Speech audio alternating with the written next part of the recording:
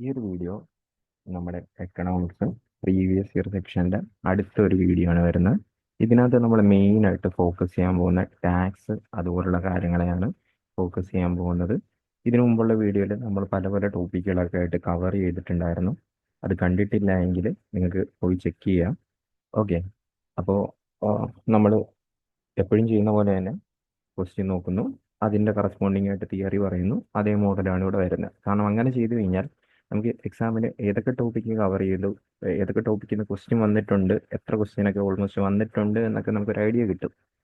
അപ്പോൾ ആദ്യത്തെ ക്വസ്റ്റ്യൻ വരുന്നത് SSC CGL 2023 ക്വസ്റ്റ്യൻ ആണ്.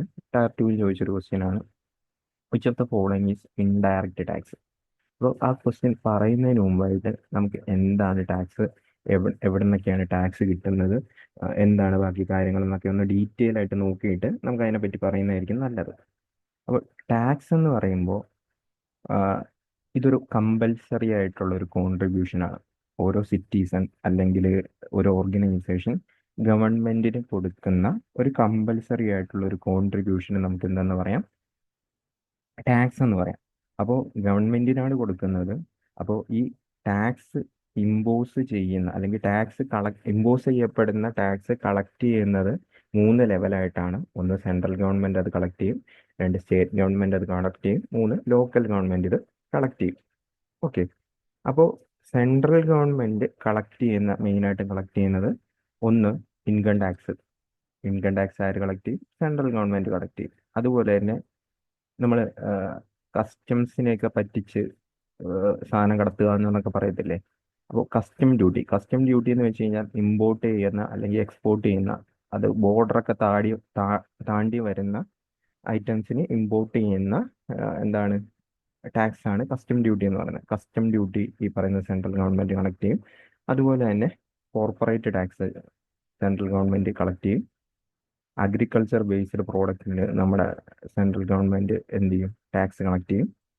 ഇങ്ങനെ ഒരുപാട് ഐറ്റം, പ്രോപ്പർട്ടി ടാക്സ്, അങ്ങനെ ഒരുപാട് ഐറ്റം എന്ത് ചെയ്യും?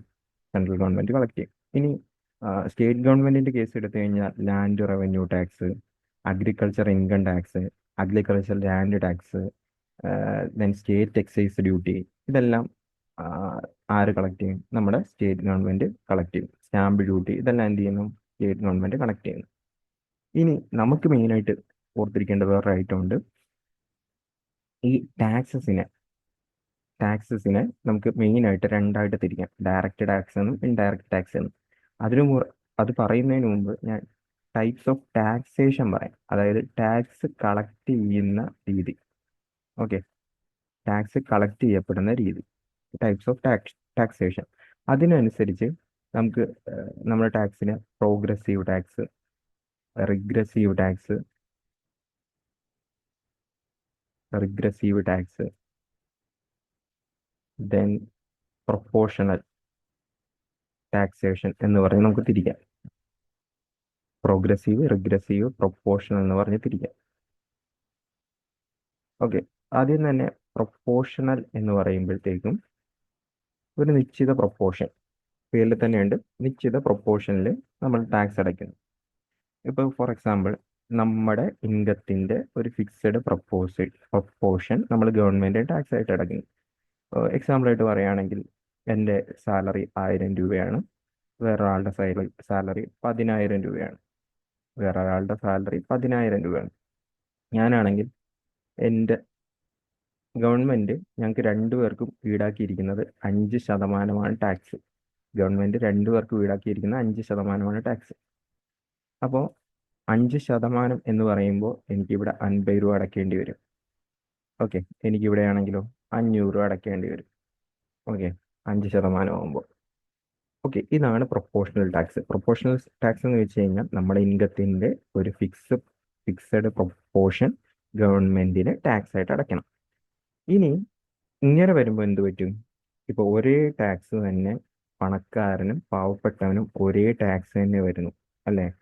ഈ പാവപ്പെട്ടവനെ സംബന്ധിച്ചിടത്തോളം അവന്റെ സാലറിയിൽ ഒരു 50 രൂപ എന്ന് പറയുന്ന വലിയൊരു എമൗണ്ടാണ്. അവൻ പല ഐറ്റത്തിന് മാറ്റി വെച്ചിരിക്കുന്ന എമൗണ്ട് ആയിരിക്കും ഇത്. പക്ഷെ പണക്കാരനെ സംബന്ധിച്ചിടത്തോളം ഇപ്പോൾ അവന്റെ സാലറിയിൽ ഒരു 5% പോയി കഴിഞ്ഞാൽ വലിയ പ്രശ്നമില്ല, അല്ലേ? അപ്പോൾ അത് കണക്കിലെടുത്ത് വരുന്നതാണ് ഈ പ്രോഗ്രസീവ് ടാക്സ്. നമ്മുടെ ഇപ്പോൾ ഈ പറയുന്ന നമ്മുടെ സ്കൂളിലൊക്കെ പഠിക്കുമ്പോൾ പ്രോഗ്രസീവ് റിപ്പോർട്ട് എന്ന് പറഞ്ഞ് കാണും. എന്താ നമ്മുടെ പ്രോഗ്രഷൻ കണക്കെടുത്ത് ഇടാം. അതുപോലെ തന്നെ ഇൻകത്തിൻ്റെ ബേസിലും ഓക്കെ ഹയർ പ്രൊപ്പോർഷണൽ, അതായത് ഇൻകം കൂടുന്തോറും എന്ത് ചെയ്യുന്നു, ഈ ടാക്സ് കൂടുന്നു. പ്രോഗ്രസ് ചെയ്യുക ആ ഒരു മീനിങ് ആണ് വരുന്നത്. ഇൻകം പ്രോഗ്രസ് ചെയ്യുന്തോറും ടാക്സ് റേറ്റ് കൂടുന്നു. അതായത് ചിലപ്പോൾ ഫോർ എക്സാമ്പിൾ പാവപ്പെട്ടവന് ചിലപ്പോൾ അവൻ്റെ ഇൻകത്തിൻ്റെ 5% അടച്ചാൽ മതിയായിരിക്കും. അവൻ്റെ സാലറി കൂടുന്തോറും അടുത്ത ആൾ ഇപ്പോൾ റിച്ചർ പേഴ്സൺ വരുമ്പോൾ ചിലപ്പോൾ അവന് 15% അടയ്ക്കേണ്ടി വരുന്നു. ഓക്കെ, അതായത് tax that takes away higher proportion of one's income as the income rises ആണ് എന്തെന്ന് പറയുന്ന പ്രോഗ്രസീവ് ടാക്സേഷൻ എന്ന് പറയുന്നത്. വേറെ ഒന്നും ഓർക്കണ്ട, ഇൻകം കൂടുന്തോറും ടാക്സ് പേഴ്സൻറ്റേജും കൂടുന്നു എന്ന് ഓർത്താൽ മതി. ഇനി റിഗ്രസീവ്. റിഗ്രസീവ് പേര് പറയുന്നത് പോലെ തന്നെ എന്താണ്, ഈ ലോ ഇൻകം ഉള്ളവർക്ക് കൂടുതൽ ടാക്സ് പേ ചെയ്യേണ്ടി വരുന്നു. ലോ ഇൻകം ഉള്ളവർക്ക് അവരുടെ ഇൻകത്തിൻ്റെ ഹയർ പേഴ്സൻറ്റേജ് പേ ചെയ്യേണ്ടി വരും. ഇതിനെയാണ് നമ്മൾ എന്തെന്ന് പറയുന്നത്, റിഗ്രസീവ് എന്ന് പറയുന്നത്. ഫോർ എക്സാമ്പിൾ ആയിട്ട് ഞാൻ പറയുകയാണെങ്കിൽ എൻ്റെ സാലറി 10,000 രൂപ എന്ന് വിചാരിക്കുക. 10,000 രൂപ ഞാനാണെങ്കിൽ കടയിൽ പോയി ഒരു സാധനം വാങ്ങിച്ചു. ആ സാധനത്തിന് എനിക്ക് 100 രൂപ ടാക്സ് 100 വേണ്ട 1000 രൂപ ടാക്സ് അടയ്ക്കേണ്ടി വന്നു. ആ ഒരു സാധനത്തിന് എനിക്ക് എന്ത് ചെയ്യേണ്ടി വന്നു, 1000 രൂപ ടാക്സ് അടയ്ക്കേണ്ടി വന്നു.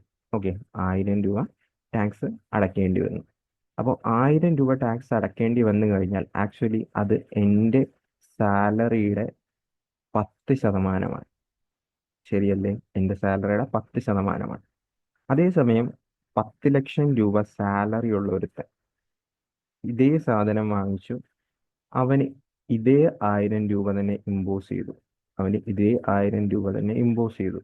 അവനെ സംബന്ധിച്ചിടത്തോളം അവൻ്റെ സാലറിയുടെ 0.1% ആണ് ടാക്സ് ആയിട്ട് പോയിരിക്കുന്നത്. കറക്റ്റ് അല്ലേ? അപ്പോൾ ഇതിനെ നമുക്ക് റിഗ്രസീവ് ടാക്സേഷൻ എന്ന് പറയാം. റിഗ്രസീവ് ടാക്സേഷൻ എന്ന് പറയുമ്പോൾ അവരുടെ സാലറി ഇൻകം കുറയും തോറും പേഴ്സൻറ്റേജ് എന്ത് ചെയ്യുന്നു, കൂടുന്നു. ടാക്സ് പേ ചെയ്യുന്ന പേഴ്സൻറ്റേജ് കൂടുന്നു. ഇൻകം കുറഞ്ഞപ്പോൾ പേഴ്സൻറ്റേജ് ഓഫ് ടാക്സ് കൂടി. അതാണ് റിഗ്രസീവ്. പേര് പറയുന്ന പോലെ തന്നെ റിഗ്രസീവ്, മറ്റേത് പ്രോഗ്രസീവ്. ഇതാണ് നമുക്ക് ടാക്സേഷനെ ബേസ് ചെയ്ത് നമുക്ക് ടാക്സിനെ തരംതിരിക്കാൻ പറ്റുന്ന പ്രോഗ്രസീവ്, റിഗ്രസീവ്, അതുപോലെ തന്നെ പ്രൊപ്പോർഷണൽ. ഇനി ഡയറക്റ്റ് ടാക്സ്, ഇൻഡയറക്റ്റ് ടാക്സ് എന്ന് നമുക്ക് തരംതിരിക്കാം. പേര് പറയുന്ന പോലെ തന്നെ നമ്മൾ ഡയറക്റ്റ് കൊണ്ട് അടയ്ക്കുന്നു, ഇൻഡയറക്റ്റ് കൊണ്ട് അടയ്ക്കുന്നു, ഡയറക്റ്റ് അടയ്ക്കുന്നു, ഇൻഡയറക്റ്റ് അടയ്ക്കുന്നു. ഓക്കെ, അതാണ് എന്തെന്ന് പറയുന്ന ഡയറക്റ്റ് ടാക്സും ഇൻഡയറക്റ്റ് ടാക്സും. ഡയറക്റ്റ് ടാക്സസ് എന്താണെന്ന് ചോദിച്ചു കഴിഞ്ഞാൽ the tax levied by central government of on income and wealth. Okay, ഇങ്ങനെ വേണമെങ്കിൽ നമുക്ക് സിമ്പിളായിട്ട് പറയാം. സെൻട്രൽ ഗവൺമെൻറ് ഇൻകത്തിനും വെൽത്തിനും മേൽ ചുമത്തപ്പെടുന്ന ടാക്സ്, അതിന് ഡയറക്റ്റ് ടാക്സ്. അല്ലെങ്കിൽ നമ്മൾ ഡയറക്റ്റ് ആയിട്ട് കൊണ്ട് അടയ്ക്കുന്നു. ഫോർ എക്സാമ്പിൾ നമ്മുടെ ഇൻകത്തിൻ്റെ ഒരു എമൗണ്ട് ഡയറക്റ്റ് ആയിട്ട് ഗവൺമെൻറ്റിന് അടയ്ക്കുന്നുണ്ട്. ഇപ്പോൾ വർക്ക് ചെയ്യുന്നവർക്ക് അറിയാം, നിങ്ങളുടെ TDS ഗവൺമെൻറ് പിടിക്കുന്നുണ്ട്. TDS എന്ന് പറയുന്ന ഒരു ഐറ്റം ഗവൺമെൻറ് പിടിക്കുന്നുണ്ട്. നമ്മുടെ സാലറിയിൽ നിന്ന്, നമ്മുടെ ഇൻകത്തിൽ നിന്ന് TDS എന്ന് പറയുന്ന സാധനം ഗവൺമെൻറ് പിടിക്കുന്നുണ്ട്. ഈ TDS എന്ന് പറയുമ്പോൾ എന്താണ്? TDS എന്ന് പറയുന്നത് ടാക്സ് ആണ്. അതിൻ്റെ ഫുൾ ഫോം എന്താണെന്ന് ചോദിച്ചു കഴിഞ്ഞാൽ tax deducted at source. Tax deducted at source. നമ്മുടെ ഇൻകത്തിൻ്റെ ഒരു വിഹിതം ഗവൺമെൻറ്റിൽ അവിടെ കെട്ടപ്പെടുകയാണ് ചെയ്യുന്നത്. അതേസമയം നമ്മളിപ്പോൾ കടയിൽ പോയി ബിസ്ക്കറ്റ് അല്ലെങ്കിൽ പേസ്റ്റ് ഇതൊക്കെ വാങ്ങിക്കുമ്പോൾ നമ്മൾ അറിയാതെ തന്നെ ഒരു ടാക്സ് അതിൽ പേ ആയി പോകുന്നുണ്ട്, അല്ലേ? നിങ്ങളിപ്പോൾ ഒരു ഐറ്റത്തിൻ്റെ പ്രൈസ് ലെവൽ നോക്കിക്കഴിഞ്ഞാൽ ഇപ്പോൾ 12 രൂപ ആണ് അന്ന് അതിൻ്റെ വിലയെങ്കിൽ ഇൻക്ലൂഡഡ് ഓൾ ടാക്സ് എന്ന് പറഞ്ഞിട്ട് നമ്മുടെ ഇതിനകത്ത് കിടപ്പുണ്ടാവും. ഇൻക്ലൂഡഡ് ഓൾ ടാക്സ് എന്ന് പറഞ്ഞിട്ട് ഇപ്പോൾ അതിൻ്റെ പ്രൈസ് ടാഗിൽ കിടപ്പുണ്ടാവും. ഓക്കെ, അപ്പോൾ നമ്മൾ അറിയാതെ തന്നെ ആ 12 രൂപ പോയി. അതാദ്യം കടക്കാരിലെത്തുന്നു, കടക്കാരൻ വഴി പിന്നീട് അങ്ങോട്ടേക്ക് ഗവൺമെന്റിലോട്ട് എത്തുന്നു. നമ്മൾ നേരിട്ട് ചെന്ന് അടച്ചിട്ടില്ല. പക്ഷേ ഈ ഇൻകം ടാക്സ് എന്താ, നമ്മൾ നേരിട്ട് അടയ്ക്കുന്നു. അതുപോലെ തന്നെ നമ്മൾ വീടിന്റെ കരം അടക്കാറുണ്ട്, കരം അല്ലെ. ഈ കരം എന്താണ്? ഭൂനികുതി. ഭൂനികുതി എന്ന് പറയുന്നത് നമ്മൾ ഗവൺമെന്റിൽ നേരിട്ട് അടയ്ക്കുകയാണ്, ഗവൺമെന്റിന്റെ ഒരു ഓഫീസിൽ ചെന്ന് അടയ്ക്കുകയാണ്, അങ്ങനെയൊക്കെയാണ് ചെയ്യുന്നത്. അപ്പോൾ അത് എന്താണ്? ഡയറക്റ്റ് ടാക്സ് ആണ്. അത് എന്താണ്? ഡയറക്റ്റ് ടാക്സ് ആണ്. അപ്പോൾ ഈ നമുക്ക് എക്സാമിനും ഈ ഡയറക്റ്റ് ടാക്സ്, ഇൻഡയറക്റ്റ് ടാക്സ് ഏതൊക്കെയാന്ന് ചോദിക്കാറുണ്ട്. അത് ഭയങ്കര ഭയങ്കര ഇമ്പോർട്ടൻ്റ് ആയിട്ടുള്ളൊരു സംഭവമാണ്. അപ്പോൾ ഡയറക്റ്റ് ടാക്സ് പഠിക്കാനായിട്ട് നിങ്ങൾ ഇങ്ങനെ വിചാരിക്കുക. നമ്മൾ കേട്ടിട്ടുണ്ടാവും വിപ്രോ കോർപ്പറേഷൻ, അല്ലെ, വിപ്രോ കോർപ്പറേഷൻ. ഈ വിപ്രോ എന്ന് പറയുന്നത് വലിയൊരു കമ്പനിയാണ്, വലിയൊരു കമ്പനിയാണ്. അപ്പോൾ ഈ വിപ്രോ കോർപ്പറേഷൻ എന്തു ചെയ്തു എന്ന് വെച്ച് കഴിഞ്ഞാൽ, അവരുടെ ഇൻകം ടാക്സ് ഇത്രയും വലിയ കമ്പനിയല്ലേ, അപ്പോൾ ടാക്സ് ഒക്കെ അടച്ചില്ലെങ്കിൽ ഭയങ്കര പ്രശ്നമാവും. അപ്പോൾ വിപ്രോ കമ്പനി അവരുടെ ഇൻകം ടാക്സ് ഗവൺമെന്റിന് ഡയറക്റ്റ് ചെയ്യുന്നു, അടച്ചു. ഗവൺമെന്റിന് ഡയറക്റ്റ് ആയിട്ട് അടച്ചു. അപ്പോൾ ഇതാണ് ഡയറക്റ്റ് ടാക്സിന്റെ എക്സാമ്പിൾ. ഈ ഡയറക്റ്റ് അടച്ചു എന്നതിൽ നിന്ന് നമുക്ക് ഡയറക്റ്റ് ടാക്സ് എന്ന് മനസ്സിലാവും. ഇനി ഡയറക്റ്റ് ടാക്സ് ഏതൊക്കെയാണെന്ന് ചോദിച്ചു കഴിഞ്ഞാൽ, Wipro wealth tax, property tax, property tax, പിന്നെന്താ, ഇത് കോർപ്പറേഷൻ എന്നല്ലേ പറഞ്ഞു. So corporation tax, income tax. അപ്പോൾ നമ്മുടെ കയ്യിൽ ഡയറക്റ്റ് ടാക്സിന് എക്സാമ്പിൾ ഏതൊക്കെയാണെന്ന് ചോദിച്ചു കഴിഞ്ഞാൽ, ഇൻകം ടാക്സ് ഉണ്ട്, ദെൻ പ്രോപ്പർട്ടി ടാക്സ് ഉണ്ട്, ഡയറക്റ്റ് കോർപ്പറേഷൻ ടാക്സ് ഉണ്ട്, ദെൻ വെൽത്ത് ടാക്സ് ഉണ്ട്. ഇതെല്ലാം എന്താണ്? ഇതെല്ലാം ഡയറക്റ്റ് ടാക്സിന് എക്സാമ്പിളാണ്. ഇനി ഇൻഡയറക്റ്റ് ടാക്സിന്റെ കേസ് ചോദിച്ചു കഴിഞ്ഞാൽ, നമ്മൾ ഗവൺമെന്റിനെ പറ്റിച്ച് നേടുന്ന സാധനങ്ങളൊക്കെ ഓർത്താൽ മതി. ഇപ്പൊ ഈ റൺവേ എന്ന സിനിമയിൽ തന്നെ നമ്മളെ വാറ്റ്, അല്ലേ, മറ്റു ചാരായം, അതൊക്കെ കടത്തുമല്ലേ, അത് ഗവൺമെന്റിനെ പറ്റിച്ച് കടത്തുവാണ്. അപ്പോൾ വാറ്റ്, ഇത് ആ വാറ്റല്ല, മീൻസ് ചാരായം സംഭവമല്ല, വാല്യൂ ആഡഡ് ടാക്സ് ആണ്. ഈ വാറ്റ് ഇൻഡയറക്റ്റ് ടാക്സിന് എക്സാമ്പിളാണ്. ഓക്കെ, ഇത് എക്സൈസ് കാണാതെയല്ലേ നമ്മൾ കടത്തുന്നത്. അപ്പോൾ എക്സൈസ് കാണാതെ ഇൻഡയറക്റ്റ് ആയിട്ടല്ലേ കടത്തുന്നത്. സോ എക്സൈസ് ഡ്യൂട്ടി അല്ലെങ്കിൽ എക്സൈസ് ടാക്സ് എന്ന് പറയുന്നത് എന്താണ്? ഇൻഡയറക്റ്റ് ആണ്. എന്നിട്ട് എന്ത് ചെയ്യും? ഇത് അവർ സെയിൽ ചെയ്യും, അല്ലേ. അപ്പോൾ സെയിൽ ടാക്സ്. ഈ ഒരു സീൻ ഓർത്ത് കഴിഞ്ഞാൽ നമുക്ക് കുറേയൊക്കെ ഇങ്ങനെ കണക്ട് ചെയ്ത് വരാം. ഇതെല്ലാം നമ്മൾ എവിടെയാണ് കാണുന്നത്? സിനിമയിലാണ് കണ്ടത്, അല്ലേ. അപ്പോൾ എന്റർടൈൻമെന്റ് ടാക്സ്. എന്താണ് എന്റർടൈൻമെന്റ് ടാക്സ്? ഇതെല്ലാം നമുക്ക് മനസ്സിലായ എവിടെ നിന്നാണ്? സിനിമയിൽ നിന്നാണ്. അപ്പൊ എന്റർടൈൻമെന്റ് ടാക്സ്.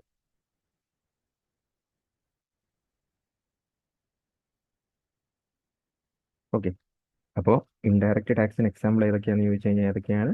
വാറ്റ്, excise duty, sale tax, entertainment tax.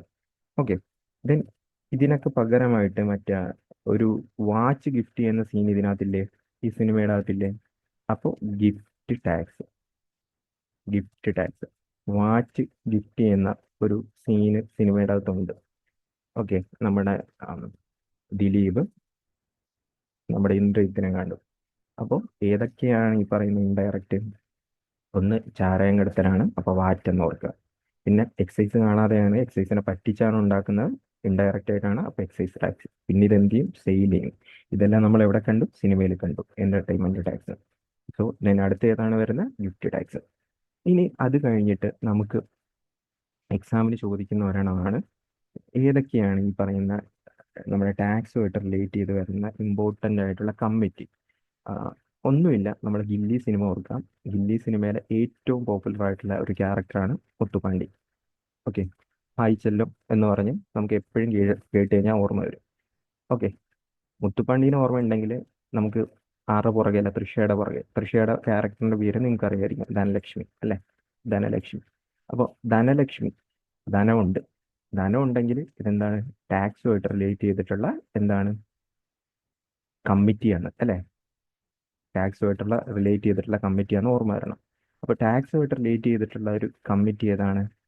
ചെല്ലൈ committee. ചെല്ലോ അല്ല, പകരം എന്താണ്? ചെല്ലൈ കമ്മിറ്റി. ചെല്ലൈ കമ്മിറ്റി. ഇനി ഇത് മറക്കത്തില്ല എന്ന് എനിക്ക് തോന്നുന്നു. ചെല്ലൈ കമ്മിറ്റി. ടാക്സുമായിട്ട് റിലേറ്റ് ചെയ്തിട്ടുള്ള കമ്മിറ്റി ഏതാണ്? ചെല്ലൈ കമ്മിറ്റി. ഈ ചെല്ലൈ കമ്മിറ്റി റെക്കമെൻഡ് ചെയ്തത് ഇൻകം ടാക്സ് അഗ്രികൾച്ചർ 25,000 രൂപയ്ക്ക് മുകളിലുള്ള അഗ്രികൾച്ചർ ഇൻകം ഉള്ളവർക്ക് ടാക്സ് ഏർപ്പെടുത്തണമെന്ന് പറഞ്ഞു.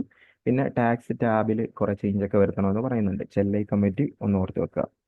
ഓക്കെ. 1991 നയൻറ്റീസ് കിഡായിരുന്നപ്പോഴല്ലേ നമ്മൾ ഈ സിനിമ കണ്ടത്. അപ്പോൾ 1991 ഈ പറയുന്ന ചെല്ലൈ കമ്മിറ്റി നിലവിൽ വന്നു. ഓക്കെ. അതുപോലെ തന്നെ ഇതിൽ തന്നെ ഈ സിനിമയിൽ തന്നെ രാഗി കെട്ടുന്ന സീന്. ദെൻ ഗില്ലി സിനിമ വിജയ്ക്ക് കേരളത്തിൽ ഭയങ്കര പോപ്പുലാരിറ്റി ഉണ്ടാക്കിയ കേരളത്തിൽ. ഓക്കെ. രാഗി കെട്ടുന്ന സീന് ഒക്കെ ഭയങ്കര പോപ്പുലർ ആയിരുന്നു എന്ന് ഓർക്കുക. അപ്പൊ രഗി കമ്മിറ്റി എന്ന് പറയുന്നത് 1992 നമ്മുടെ ടാക്സുമായിട്ട് റിലേറ്റ് ചെയ്ത് വന്നിട്ടുള്ള ഒരു കമ്മിറ്റിയാണ്. അപ്പോൾ അതെന്തുമായിട്ട് റിലേറ്റഡ് ആയിട്ടെന്ന് ചോദിച്ചു കഴിഞ്ഞാൽ എന്താണ്? ടാക്സുമായിട്ട് റിലേറ്റ് ചെയ്തിട്ട് വന്നതാണെന്ന് ഓർത്ത് വെക്കുക. അപ്പോൾ ഇത്രയുമാണ് ഇതിനകത്ത് നമുക്ക് മെയിനായിട്ട് വന്നിട്ടുള്ളത്. ഓക്കെ. അപ്പോൾ ഇതിൽ നിന്ന് നമുക്ക് ക്വസ്റ്റ്യനിലോട്ടൊന്ന് തിരിച്ചു പോകാം. Which of the following is indirect tax? ഏതാണ് indirect tax? Okay. Goods and service tax ഉണ്ട്, ക്യാപിറ്റൽ ഗെയിൻ ടാക്സ് ഉണ്ട്, ഗിഫ്റ്റ് ടാക്സ് ഉണ്ട്, പ്രോപ്പർട്ടി ടാക്സ് ഉണ്ട്. ഓക്കെ. ഏത് വരുന്നത് ഇൻഡയറക്റ്റ് ടാക്സ്? ഇതിൽ ഏറ്റവും ബെറ്റർ നമ്മുടെ GST ആണ്. ഓക്കെ. ഗിഫ്റ്റ് ടാക്സ് നമുക്ക് ചില സമയത്ത് ഈ പറയുന്ന ഡയറക്റ്റ് ടാക്സിനും കാണിക്കാറുണ്ട്. ഞാൻ അപ്പുറത്ത് ഇതാണ് പറഞ്ഞത്, ഇൻഡയറക്റ്റ് ടാക്സിലാണ് പറഞ്ഞത്. ഗിഫ്റ്റ് ടാക്സ് ഡയറക്റ്റ് ടാക്സ് ആണ് പൊതുവെ പറയാറ്. അതിൻ്റെ മിസ്റ്റേക്കായിട്ട് ഞാൻ പറഞ്ഞാണ്. ഓക്കെ. അപ്പോൾ GST, goods and service tax, നമ്മൾ അറിയുന്നില്ലല്ലോ സത്യം പറഞ്ഞാൽ. നമ്മുടെ പ്രോഡക്റ്റുകളിലെല്ലാം തന്നെ GST എടുക്കുന്നുണ്ട്. അപ്പോൾ GST പോകുന്നത് നമ്മൾ അറിയുന്നില്ല. ഓക്കെ. ഇത് SSC CGL 2023 ചോദിച്ചൊരു ക്വസ്റ്റ്യൻ ആണ്. ഓക്കെ.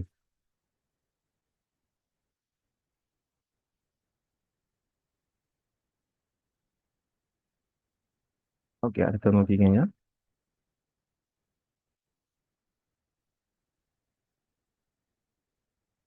അടുത്ത ക്വസ്റ്റ്യൻ SSC CGL 2016 ചോദിച്ചാണ്. കുഴപ്പമൊന്നുമില്ല, ക്വസ്റ്റ്യൻ ചോദിക്കുന്നതുകൊണ്ട് കുഴപ്പമൊന്നുമില്ല. What will you call taxation under which poorer section are taxed at higher rate? നമ്മുടെ പുവറർ സെക്ഷന് ഹയറിനേക്കാളും കൂടിയ രീതിയിൽ ടാക്സ് ഈടാക്കപ്പെടുന്നു. ഏതായിരുന്നു? നമ്മൾ ഓൾറെഡി പഠിച്ചു. ഏതായിരുന്നു? Regressive tax. നമ്മൾ പ്രോഗ്രസീവ്, പ്രൊപ്പോർഷണൽ, റിഗ്രസീവ് എല്ലാം നമ്മൾ കണ്ടതാണ്. Okay. Which country was the first to implement GST ആദ്യമായിട്ട് ഇൻട്രൊഡ്യൂസ് ചെയ്ത കൺട്രി ഏതാണെന്ന് ചോദിച്ചാൽ ഏതാ വരുന്നത്? ഫ്രാൻസ് ആണ് വരുന്നത്. ഇനി ഈ GSTനെ പറ്റി പറയുകയാണെങ്കിൽ ഫുൾ ഫോം ആദ്യം ഓർത്ത് വെക്കണം. ഗുഡ്സ് ആൻഡ് സർവീസ് ടാക്സ് ആണ്. ഈ ഗുഡ്സ് ആൻഡ് GST ആയിട്ട് റിലേറ്റ് ചെയ്തിട്ട് നമുക്ക് കുറച്ചധികം കാര്യങ്ങൾ പഠിക്കാനുണ്ട്. ഈ GST നിലവിൽ വരുന്നത് 101ാമത്തെ കോൺസ്റ്റിറ്റ്യൂഷണൽ അമെൻമെന്റ് വഴിയാണ്. 101ാമത്തെ കോൺസ്റ്റിറ്റ്യൂഷണൽ അമെൻമെന്റ് വഴിയാണ് GST നിലവിൽ വരുന്നത്. ഓക്കെ. GST നിലവിൽ വരുന്നത് ഇന്ത്യയിൽ 2017 ജൂലൈയിലാണ് ഈ പറയുന്ന GST നിലവിൽ വരുന്നത്. 2017 ജൂലൈയിലാണ് GST നിലവിൽ വരുന്നത്. ഈ GSTനെ പറ്റി പറയുമ്പോൾ തന്നെ നമുക്ക് അറിയേണ്ട ഒരു സംഭവമുണ്ട്. GST കൗൺസിൽ എന്ന് പറയുന്ന ഒരു ഐറ്റം. GST കൗൺസിൽ എന്ന് പറയുന്ന ഐറ്റം. GST കൗൺസിൽ വരുന്നത് 122ാമത്തെ അമെൻമെന്റ് ബില്ല് അനുസരിച്ചിട്ടാണ് ഒരു GST കൗൺസിൽ രൂപീകരിക്കുന്നത്. നമ്മുടെ കോൺസ്റ്റിറ്റ്യൂഷനിൽ 279ാമത്തെ ആർട്ടിക്കിളിൻ്റെ അകത്ത് ഈ പറയുന്ന GST കൗൺസിലിനെ പറ്റി പറയുന്നുണ്ട്. അതുകൊണ്ട് തന്നെ ഈ പറയുന്ന GST കൗൺസിൽ എന്ന് പറയുന്നത് എന്താണ്? ഒരു കോൺസ്റ്റിറ്റ്യൂഷണൽ ബോഡിയാണ്. കാരണം കോൺസ്റ്റിറ്റ്യൂഷനിൽ പറയുന്നുണ്ടല്ലോ. അതുകൊണ്ട് തന്നെ എന്താണ്? ഇതൊരു കോൺസ്റ്റിറ്റ്യൂഷണൽ ബോഡിയാണ്. അപ്പോൾ ഇതിനകത്ത് GST കൗൺസിലാണ് അല്ലേ? അപ്പോൾ GST കൗൺസിലിൻ്റെ അകത്തെന്ന് പറയുമ്പോൾ ആരൊക്കെയുണ്ട്, അതിന് ചെയർപേഴ്സൺ ആരാണ് എന്നൊക്കെ നമുക്ക് അറിയണം. ഓക്കെ. ജി എസ് ടി കൗൺസിലിന്റെ കേസ് എടുത്തു കഴിഞ്ഞാൽ നമ്മൾ ഓൾറെഡി പറഞ്ഞു 279 ആർട്ടിക്കിളിനകത്താണ് പറയുന്നത്. അപ്പോൾ നമ്മുടെ കോൺസ്റ്റിറ്റ്യൂഷണൽ ബോഡിയാണ് ജി എസ് ടി ആണ്. അപ്പോൾ ഫിനാൻസ് നമ്മുടെ യൂണിയൻ ഗവൺമെന്റിന്റെയും അതുപോലെ സ്റ്റേറ്റ് ഗവൺമെന്റിന്റെയും ഫിനാൻസ് റവന്യൂ ആയിട്ട് റിലേറ്റ് ചെയ്തിട്ടുള്ള എല്ലാവരും ഇതിനകത്തുണ്ടെന്ന് നമ്മൾ ഓർത്തു വെക്കണം. ഓക്കെ, യൂണിയൻ ഗവൺമെന്റിന്റെ ഭാഗത്ത് നിന്ന് യൂണിയൻ ഫിനാൻസ് മിനിസ്റ്റർ എന്തുണ്ടായിരിക്കും? ഇതിന്റെ മെമ്പർ ആയിരിക്കും. യൂണിയൻ ഫിനാൻസ് മിനിസ്റ്റർ ഇതിന്റെ മെമ്പർ ആയിരിക്കും. അദ്ദേഹമായിരിക്കും ഈ പറയുന്ന ജി എസ് ടി കൗൺസിലിന്റെ എന്തായിട്ട് വരുന്ന ഹെഡായിട്ട് വരുന്നത്. അതുപോലെ തന്നെ ഈ പറയുന്ന റവന്യൂ ടാക്സ് ഇതുമായിട്ട് റിലേറ്റ് ചെയ്ത് ചാർജ് ഉള്ള യൂണിയൻ മിനിസ്റ്റേഴ്സും ഇതിന്റെ എന്തായിരിക്കും? പാർട്ടായിരിക്കും. ഈ ഒരു ജി എസ് ടി കൗൺസിലിന്റെ ഭാഗമായിരിക്കും. ഇതുകൂടാതെ സ്റ്റേറ്റ് ഗവൺമെന്റിന്റെ ഭാഗത്ത് നിന്ന് ministers in charge of finance and taxation, അത് എല്ലാ സ്റ്റേറ്റിൽ നിന്നും ministers in charge of finance and taxation ഇതിന്റെ ഭാഗമായിരിക്കും. ഇങ്ങനെ 33 മെമ്പേഴ്സ് അടങ്ങുന്ന ഒരു കമ്മിറ്റിയാണ് ഈ പറയുന്ന ജി എസ് ടി കൗൺസിൽ. നമ്മൾ ജി എസ് ടി ആയിട്ട് റിലേറ്റ് ചെയ്തിട്ട് പ്രധാനപ്പെട്ട തീരുമാനങ്ങളൊക്കെ എടുക്കുന്നത് ഈ ജി എസ് ടി കൗൺസിലിന്റെ വഴിയായിരിക്കും. ഓക്കെ, അപ്പോൾ ഇതെല്ലാം നമ്മളൊന്ന് ഓർത്ത് വെക്കുന്നത് നല്ലതായിരിക്കും. കാരണം ഈ പറയുന്ന എക്സാമിന് ഇതിനെ റിലേറ്റ് ചെയ്തിട്ട് നമുക്ക് ഒരുപാട് ക്വസ്റ്റ്യൻസ് കണ്ടിട്ടുണ്ട്. ഓക്കെ, അപ്പോൾ ഞാൻ ഓൾറെഡി പറഞ്ഞു കണ്ടിട്ടുണ്ടെന്ന്. അപ്പോൾ ഇതൊന്ന് നോക്കിക്കേ. SSC MTS 2019 ചോദിച്ചൊരു ക്വസ്റ്റ്യൻ ആണ്.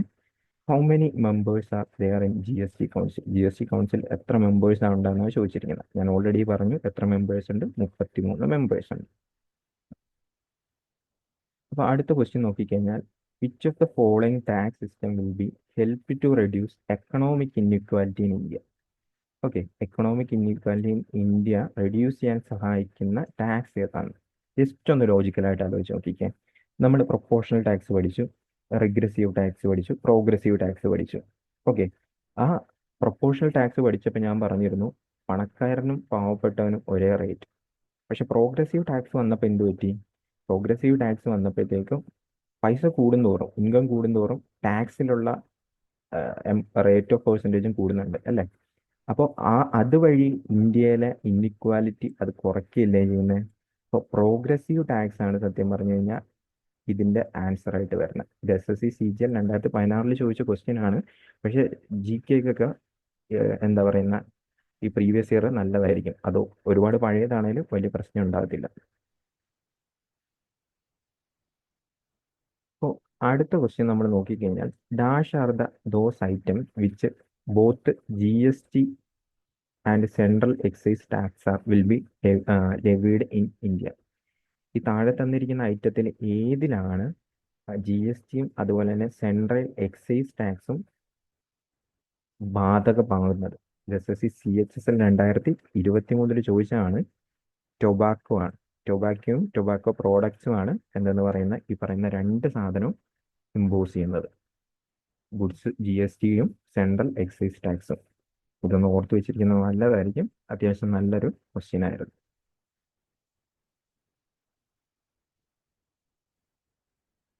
അടുത്ത ക്വസ്റ്റ്യൻ നോക്കിക്കഴിഞ്ഞാൽ SSC JE 2023 ചോദിച്ച ക്വസ്റ്റ്യൻ ആണ്.